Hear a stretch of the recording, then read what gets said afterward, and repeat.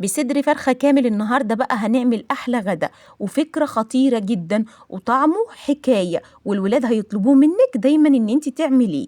أول حاجة عندي بقطع عندي صدر الفرخة مكعبات زي ما حضراتكم كده شايفين ما شاء الله، وبنزل عليها عندي كمان ببصلاية كبيرة مقطعاها كده عشوائي، وكمان عندي قرنين فلفل أخضر بارد، بنزل عليهم بكوباية من الحليب وعصير ليمونة كاملة.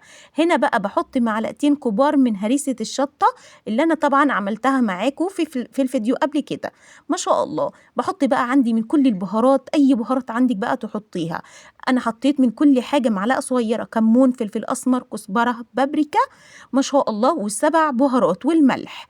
اللهم بارك، ما حطيتش بهارات المشويات خالص ما شاء الله. حابة تحطيها انت يا ست الكل، بس أنا استكفيت بكده بجميع البهارات اللي أنا حطيتها معايا.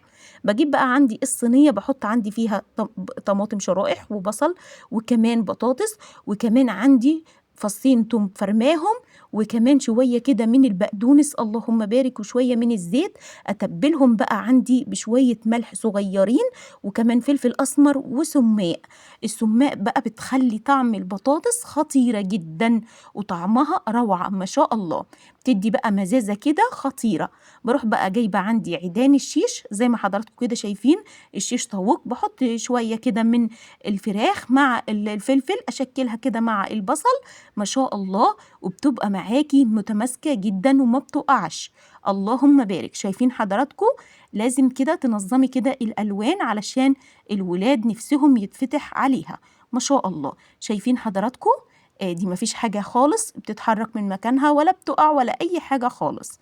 أحط بقى عندي الشيش طاووق كده على خلطة البطاطس مع البصل مع الطماطم مع السماق بقى، تبقى بقى حاجة كده روعة ما شاء الله. بعد ما بخلص الكمية كلها بحطها عندي في التلاجة لمدة ربع ساعة، بتسيبيها بقى في التتبيلة بتاعتها الخطيرة دي ما شاء الله.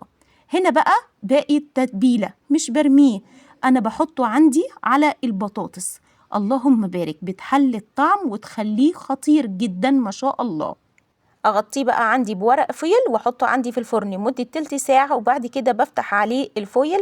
هو بيستوي بسرعه جدا ما شاء الله. ان احتجت الشوايه مفيش اي مشكله خالص، افتحي الشوايه تديه لون. وبعد كده بقى قدمناه مع الرز الاصفر الجميل اللي بالكركم والقرفه، حاجه كده تفتح النفس يا ست الكل ما شاء الله. وادي بقى الخضار موجود معاكي والبروتين ما شاء الله، والرز حاجه كده احلى غدا، غدا متكامل فعلا. اتمنى حضراتكم تجربوه. مش تنسوا تكتبوا لي تعليقاتكم على الفيديو، والسلام عليكم ورحمة الله وبركاته.